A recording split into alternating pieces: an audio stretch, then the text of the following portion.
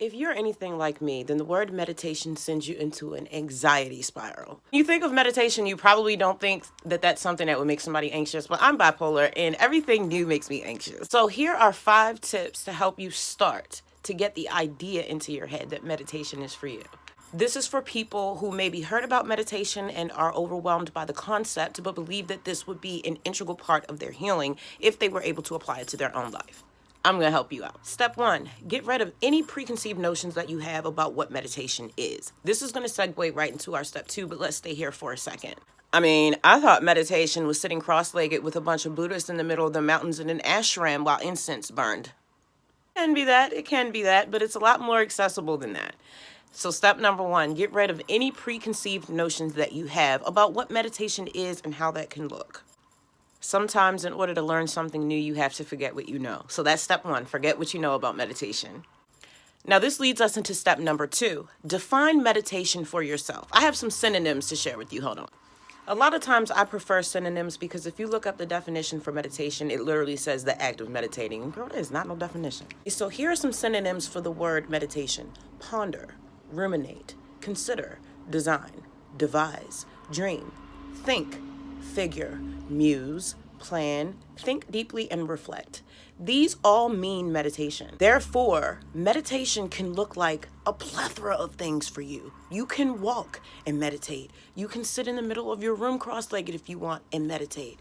Because not all of us live in an environment where we can just be in a quiet, still space. We are trying through meditation to create a still space inside of ourselves to hear our own inner guidance. That's the whole point. Which leads us into number 3. Set a goal. What do you want to get out of meditation? Why are you meditating? Back when I started my meditation journey, I thought that meditation meant that you had to shut your brain off. I thought it was the act of getting rid of your thoughts. This is not something I can do.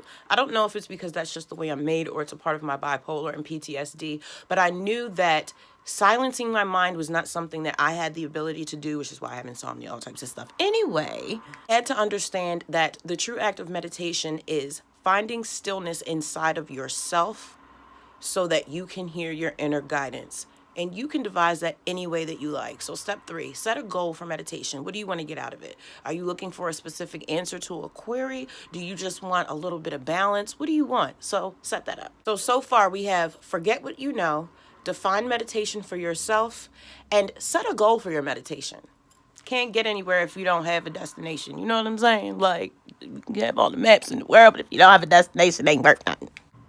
Number 4 is get comfy / set the mood.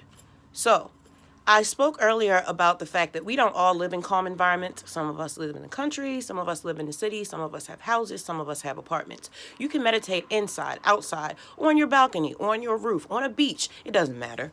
Set the tone. Set the mood. And this helps if you know what your goal is. So I live in an apartment in the city, and how I like to set my mood for meditation is to wait until early in the morning or late in the evening because there's less traffic, literally less traffic. I like to use my sound machine that also has a light. I'll set it to whatever color that correlates with the chakra that I'm working on, because my daughter makes me meditate with crystals, and that's a whole nother level of meditation. It's very intense. Right now, we just doing the basics. I like to use my sound machine. I like to turn the lights off. I like to put on mood lighting, usually red or blue, depending on which chakra I'm working on, and I like to light incense. That's just what works for me. My kids like to meditate on the balcony with crystals on, and in the sun, so that's what works for them. Sometimes they use guided meditations, which leads me to my last tip. Number 5, use guided meditations. This is extremely helpful if you're super new and really don't know where to start. Meditations don't always talk. Sometimes they just play like Tibetan flute music, which goes back to set the mood. I love having Tibetan flute music. Anything that has a high vibration will really help you during meditation, or you can do it silent. It's all about how you feel comfortable. Get yourself real comfortable. So those are 5 tips from someone who is bipolar and has some type of aversion to laying down and calming down and doing meditation. I had to find ways to make it work for me. And how that translates is me having a proper mindset. I had to write these rules for myself so that I could have the right mindset to actually start physically getting into meditation. So I have a lot more tips, and we're going to grow together. And thank you so much for joining me for this video. Like, share, subscribe. I'm just joking.